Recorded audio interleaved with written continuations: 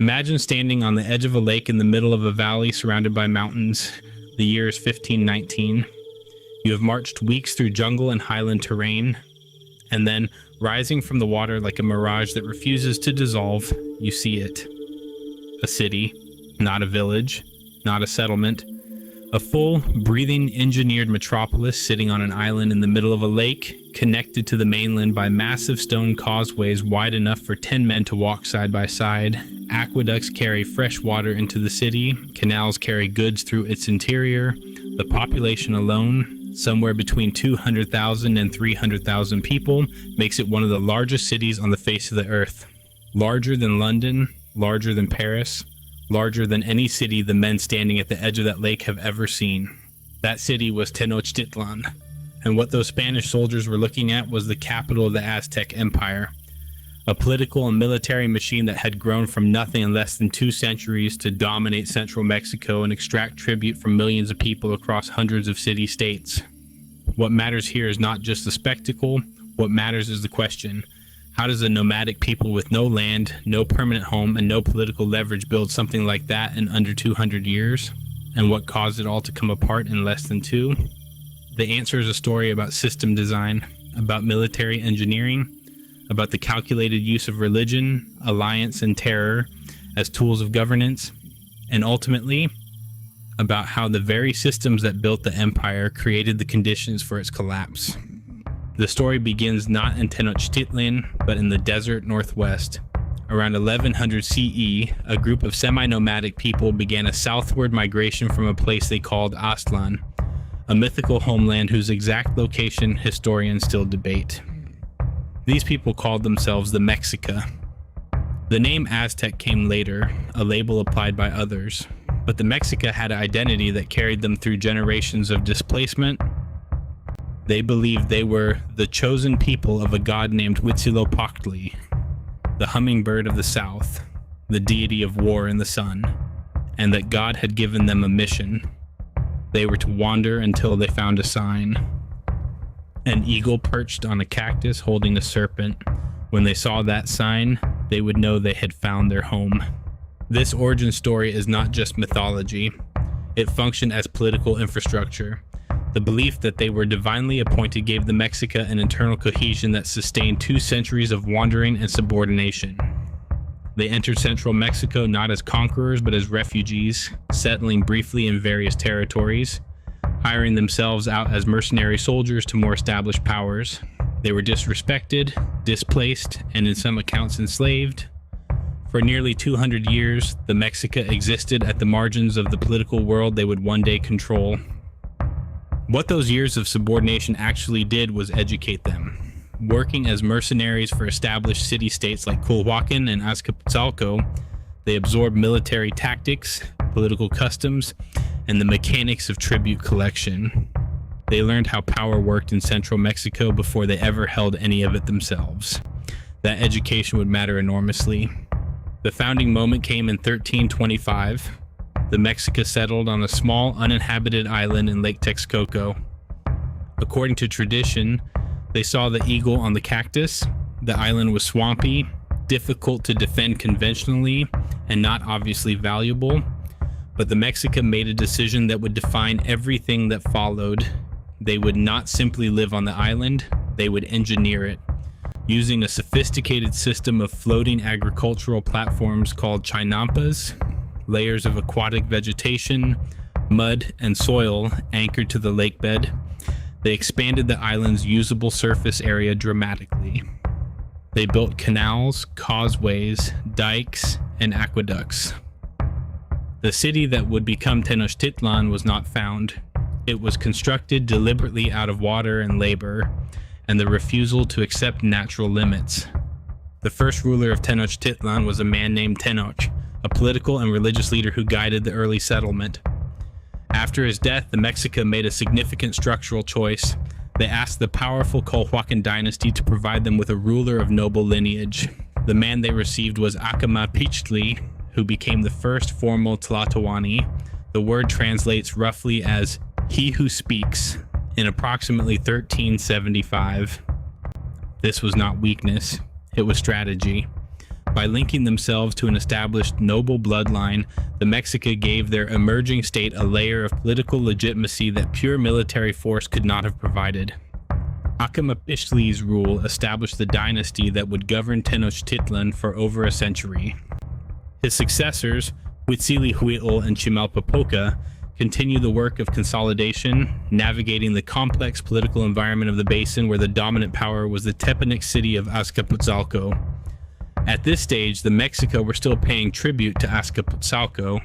They were subordinate. But the key issue in this period was not military power, it was institutional development. The Mexica were building a state while appearing to be someone else's dependent. That distinction is crucial. The break came in the 1420s, and it came violently. When the Tepanec ruler Tezozomoc died, a succession crisis erupted. His son Maxla seized power and killed Chimalpopoca, the Mexica Tlatoani. This was the provocation that changed everything. The man who responded to that provocation was Itzcoatl, the fourth Tlatoani, who took power in 1427, and the man who stood beside him, arguably the most consequential figure in Aztec history that most people have never heard of, was Tlacaelel. Tlacaelel was Itzcoatl's chief advisor, his prime minister, his ideological architect. Where Itzcoatl provided military and political authority, Tlacaelel provided the blueprint. What Tlacaelel understood, and this is the insight that separates him from any other figure in the story, is that an empire needs more than military power to sustain itself. It needs a story. It needs a version of reality that makes the existing order feel not just inevitable, but cosmically ordained. So Tlacaelel did something that historians still debate, but almost universally acknowledge as extraordinary. He oversaw the rewriting of Mexica history. The existing historical records, pictorial manuscripts, were reportedly burned. New versions were produced. In these new accounts, the Mexica were not former refugees and mercenaries. They were the chosen people of Huitzilopochtli, destined to rule.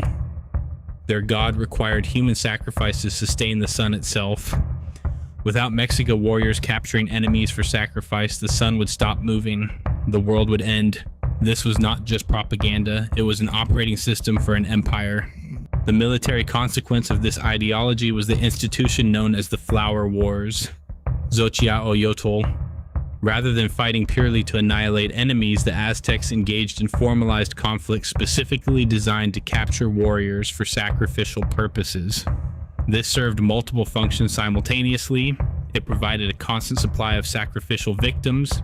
It gave Aztec warriors a perpetual arena to demonstrate valor and advance socially. And it kept neighboring states in a state of permanent, managed tension, not fully conquered, not fully free, but locked in a relationship of ritual combat that maintained the Aztec system without requiring the full cost of occupation. The key issue here is that the Flower Wars were a deliberately designed system, not a cultural artifact. They were engineered to serve specific political and religious needs, and they worked, right up until they didn't. Meanwhile, Itzcoatl moved militarily against Azcapotzalco. He did not do it alone. In 1427, he forged what would become the defining political structure of the next century, the Triple Alliance. Tenochtitlan, the city-state of Texcoco on the eastern shore of the lake, and the smaller Tlacopan on the western shore agreed to pool their military resources, share conquered territory, and present a unified front to the rest of central Mexico. The mathematics of tribute were codified from the beginning. Tenochtitlan and Texcoco each received 40% of all extracted tribute. Tlacopan received 20%. Azcapotzalco fell. And with its fall, the Aztec Empire was born. Not from a single battle, but from the strategic alignment of three powers, an ideological framework that justified endless expansion, and a military system designed to generate both fear and order across a vast territory. To understand how the Aztec Empire actually functioned at scale, you have to understand that it was not a centralized administrative state in the way European empires of the same era were becoming. The Aztecs did not, as a rule, install their own governors in conquered territories. They did not demolish local political structures and replace them with Aztec ones. What they did was far more efficient, and far more fragile. The system worked like this. A city-state was conquered, usually through military force or the credible threat of it. Its existing ruler was then given a choice: submit, pay tribute on a fixed schedule, provide warriors when called upon, and your dynasty survives intact. Your people keep their language, their gods, their customs. Resist, and Tenochtitlan burns you to the ground and installs someone more cooperative. Most chose submission. The result was an empire built on extraction rather than occupation. The tribute that flowed into Tenochtitlan was staggering in its variety and volume: cotton, cacao, feathers, jade, gold, rubber, textiles, food, labor. All of it moved through the tribute system on schedules recorded in detailed pictorial accounts known as tribute rolls.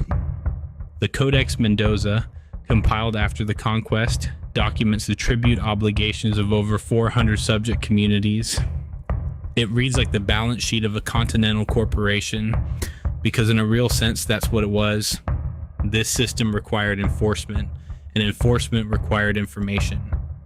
The Aztecs used a sophisticated network of Pochteca, long-distance merchants, who moved through the empire and beyond its borders, trading goods but also gathering intelligence on political conditions, military vulnerabilities, and potential new sources of tribute.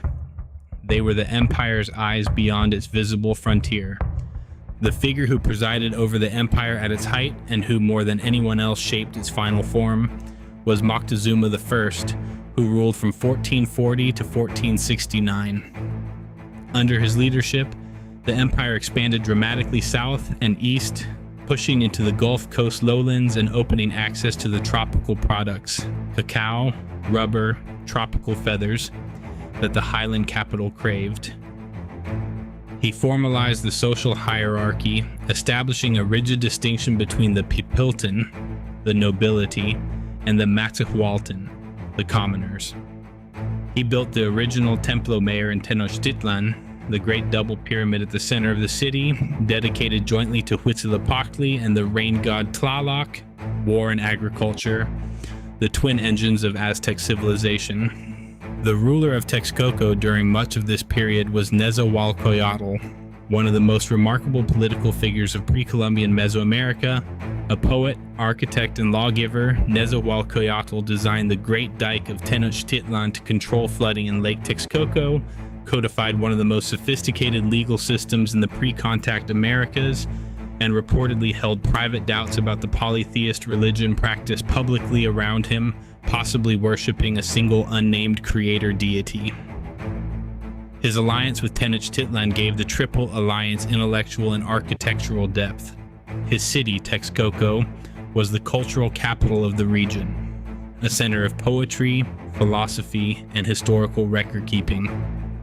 But the political genius of this era was also the source of a structural problem that would compound over decades. The empire was held together by personal relationships, dynastic legitimacy, and the constant credible threat of military force. Remove any of those elements, and the whole architecture became vulnerable. The empire reached its territorial peak under Ahuitzotl, who ruled from 1486 to 1502. Where Moctezuma I had been a builder and consolidator, Ahuitzotl was an aggressive expansionist. He pushed military campaigns to the Pacific coast, into Oaxaca, into what is now Guatemala. Under his reign, the tribute lists reached their maximum extent. He oversaw the rededication of the great Templo Mayor in 1487, an event accompanied by what chronicles describe as mass sacrifices on a scale that shocked even seasoned observers. The numbers in the historical record range from a few thousand to tens of thousands sacrificed over several days. Historians debate the exact figures. What is not debated is that the ceremony was deliberately enormous, designed to be seen and remembered across the region. It was statecraft performed as theater. Ahuitzotl also brought the empire to the edge of its logistical limits. The further conquest went from Tenochtitlan, the harder it became to enforce tribute collection, suppress rebellion, and project military force. The Aztecs never fully conquered certain neighboring states, most notably Tlaxcala, a republic of warrior states east of the Valley of Mexico that resisted every military campaign thrown at it. Tlaxcala remained independent, engaged in a permanent flower war relationship with Tenochtitlan, locked in a managed conflict that would, in 1519, prove to be the most consequential strategic failure in Aztec history. The other region the Aztecs never subdued was the Tarascan Empire to the west. Axayacatl, who ruled between Itzcoatl's successors and Ahuitzotl, launched a massive campaign against the Tarascans around 1478 and was catastrophically defeated. An Aztec force of perhaps 24,000 warriors was routed by Tarascan forces who had developed advanced copper-tipped weapons and superior defensive positions. The Aztecs lost an estimated 20,000 men. It was the greatest military defeat in the empire's history, and it established a permanent western border that the Aztecs never pushed past. These two failures, Tlaxcala to the east, the Tarascans to the west, were not simply military setbacks, they were systemic gaps, unsubdued neighbors in permanent conflict relationship. And when the Spanish arrived in 1519, those gaps became entry points. Moctezuma II came to power in 1502, and almost immediately the contradictions of the system he inherited began to intensify. He was, by contemporary accounts, a deeply serious ruler, austere, religiously intense, and politically sophisticated. He implemented administrative reforms that centralized power more tightly in Tenochtitlan, reducing the influence of the older noble families and elevating a new class of administrators loyal directly to him. He continued military campaigns. His general Totokihuatzin I helped him to stabilize the western frontier, but the empire was also facing something it had never faced before: diminishing returns on expansion. The tribute network was reaching its limits. The regions that were easiest to conquer and most profitable to tax were already in the system. What remained were either too distant, too militarily capable, or too poor to be worth the cost. Internal rebellions were becoming more frequent. Subject peoples who had been paying tribute for generations were looking for opportunities to stop. The Aztec response to rebellion was always brutal: mass sacrifice, burning cities, forced repopulation. But brutality at scale is expensive, and it does not solve the underlying conditions that produce rebellion. At the time, this seemed like the right move, but it was consuming military resources faster than expansion could replace them. Then, in 1517, Spanish ships appeared off the Yucatan coast. Francisco Hernandez de Cordoba made first contact with Mesoamerican civilizations. 2 years later, in 1519, Hernan Cortés landed on the Gulf Coast with roughly 500 soldiers, 16 horses, and a commission from the Cuban governor that he would eventually use and discard when it suited him. What happened next is one of the most analyzed military campaigns in history, and the analysis almost always focuses on technology. Spanish steel, Spanish guns, Spanish horses. These mattered, but they were not the primary reason Tenochtitlan fell. The primary reason was the decision that Cortés made almost immediately upon landing to find the empire's enemies and make them his allies. The woman who made that alliance possible was Malinche, also known as La Malinche or Doña Marina. Born into a noble Nahua family and sold into slavery as a child, she had grown up speaking both Nahuatl and Maya languages. She became Cortés's translator, advisor, and cultural interpreter. Without Malinche, the diplomatic conversations that built the Spanish Indigenous Alliance simply do not happen. She was not a traitor to her people in any simple sense. She was a woman of extraordinary intelligence navigating a world that had already treated her as disposable, making calculations about survival and power in real time. History has been both cruel and generous to her memory, often reducing her to symbol. What matters analytically is that she was irreplaceable. Cortés moved inland.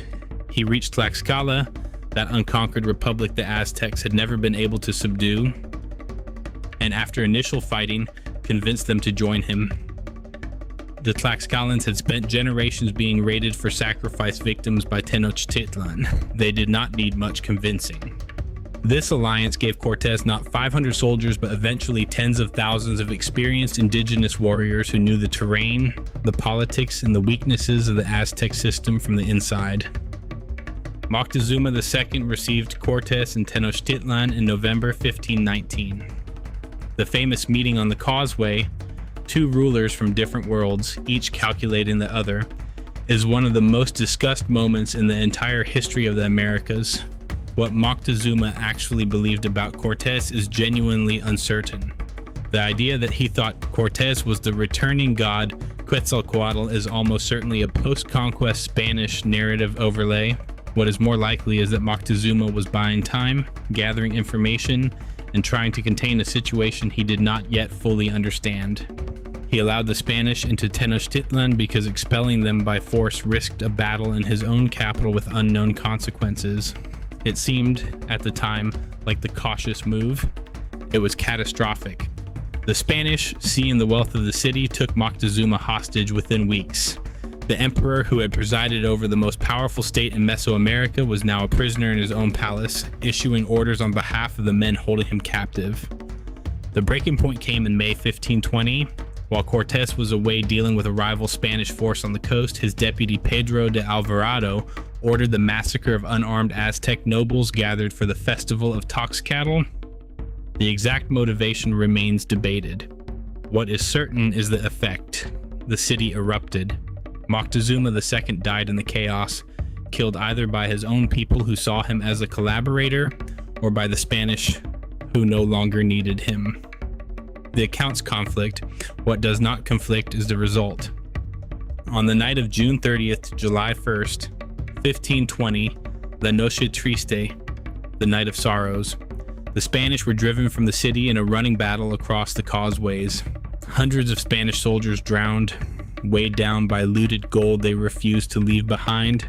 Thousands of Tlaxcalan allies also died. Cortez himself reportedly wept at the end of the retreat under a great tree that still stands in the historical memory of Mexico City. Cuitlahuac, the new Tlatoani who had replaced the discredited Moctezuma, organized the defense. He was a capable leader, but he died within months of smallpox, the invisible weapon that Cortez had not planned and could not have deployed deliberately, but which did more damage to the Aztec system than any Spanish sword. Disease ripped through a population with no immunity. Estimates suggest that by the end of the 16th century, the indigenous population of central Mexico had declined by as much as 90% from pre-contact levels. Not in 1521, that collapse took decades, but it had already begun. Cuauhtémoc, the last Tlatoani, young, defiant, and clear-eyed about what was coming, took power and organized the final defense. He fortified the city, planned ambushes in the canals, and fought block by block for 75 days during Cortez's final siege beginning in May 1521. The Spanish and their tens of thousands of indigenous allies methodically destroyed the city as they advanced, tearing down buildings to prevent ambushes, filling canals with rubble.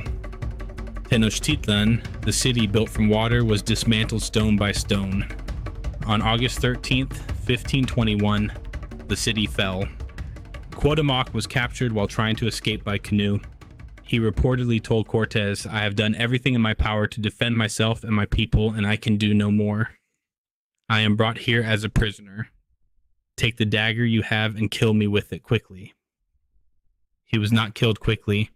He was tortured to extract the location of hidden gold, a detail that says everything about what the Spanish wanted from this encounter, and later executed in 1525 during an expedition to Honduras on a charge of conspiracy that Cortez may have fabricated. What happened next was not just conquest, it was a civilizational replacement. On the ruins of Tenochtitlan, the Spanish constructed Mexico City, which became the capital of New Spain in 1535. The stones of the Templo Mayor were used to build a cathedral. The canals were filled in. The chinampas were left to collapse. The tribute network that had sustained the Aztec system was replaced by a Spanish colonial extraction system that was, in many ways, structurally similar, but with the surplus flowing across the Atlantic instead of into Tenochtitlan. The indigenous population was decimated by disease, forced labor in mines and fields, and cultural destruction. The Spanish Catholic Church mounted a systematic campaign to eliminate pre-contact religious practice, burning manuscripts, destroying idols, converting temples. Most of what we know about Aztec civilization today comes from a handful of surviving codices, from Spanish colonial-era accounts like those compiled by Friar Bernardino de Sahagún, and from archaeology. The Aztecs left no stone uninscribed, but most of the inscriptions are gone, and yet the legacy is not only one of destruction. The Chinampa agricultural system, those floating gardens that turned a swampy lake island into the foundation of a metropolis, still exists in modified form in Xochimilco, now a UNESCO World Heritage Site on the southern edge of Mexico City. The political concept of the Triple Alliance, multiple sovereign powers sharing military strength and tribute revenue under a cooperative framework, was remarkably sophisticated, and its echoes can be found in federal systems that came much later in very different places. The Nahuatl language, the language of the Aztecs, is still spoken by over 1 million people in Mexico today. The Aztec contribution to global agriculture is perhaps their most enduring legacy, one so fully absorbed into global culture that most people never think about its origin. Maize, tomatoes, chocolate, chili peppers, avocados, vanilla, squash. All of these were being cultivated and in many cases engineered through selective agriculture by Mesoamerican civilizations, including the Aztecs. Long before Europeans arrived, the world's food system was transformed by contact with Aztec agricultural knowledge. That transformation happened through conquest and theft, not exchange. But the knowledge transferred regardless. What does the Aztec Empire, understood as a system, actually tell us? It tells us that a state built on extraction without integration is permanently one crisis away from catastrophe. The Aztec tribute system was efficient and profitable, but it created no loyalty. Subject peoples did not identify with the empire. They identified with their own city-states, their own rulers, their own gods. When a credible alternative appeared in 1519, when Cortés offered freedom from Aztec tribute in exchange for military support, hundreds of thousands of people chose the alternative. Cortés did not conquer the Aztec Empire. The Aztec Empire's own subjects helped dismantle it. It tells us that ideological systems, even brilliantly engineered ones like the solar sacrifice theology that Tlacaelel designed, become traps when external reality changes faster than the ideology can adapt. The Flower Wars made sense within a closed Mesoamerican political system. When that system was suddenly opened to a completely external force operating by completely different rules, the Flower Wars became a liability. The Aztecs' own military culture, optimized for capture, not killing, put them at a disadvantage against soldiers fighting to annihilate, and it tells us something about the nature of legitimacy itself. The Aztec Empire was built on the claim that the sun required blood to keep moving. The Aztec sacrifice was not cruelty, but cosmic necessity. That claim worked as long as no alternative cosmology was powerful enough to challenge it. When Christianity arrived backed by steel and gunpowder, and most devastatingly by a pandemic that the Aztec priests could not explain and their gods apparently could not prevent, the entire ideological structure became vulnerable. The empire that rose from a swampy island in a century and a half fell in 2 years, not because it was weak, because it was optimized for one world and encountered another, and because the systems it built to hold its subjects in submission became, in the end, the weapons its enemies used to bring it down. The last image of the Aztec Empire is Cuauhtémoc in a canoe, trying to escape across a lake that was once the center of the world, the city burning behind him. 2 centuries of engineering and conquest and ideology disintegrating in a single summer. What happened to Tenochtitlan was not inevitable, but once the mechanisms of the collapse were set in motion, the alliance with Tlaxcala, the epidemic, the internal fracture lines that the tribute system had been generating for decades, it became very difficult to stop. The system that the Aztecs built was extraordinary, and that system contained, from the beginning, the seeds of everything that destroyed it.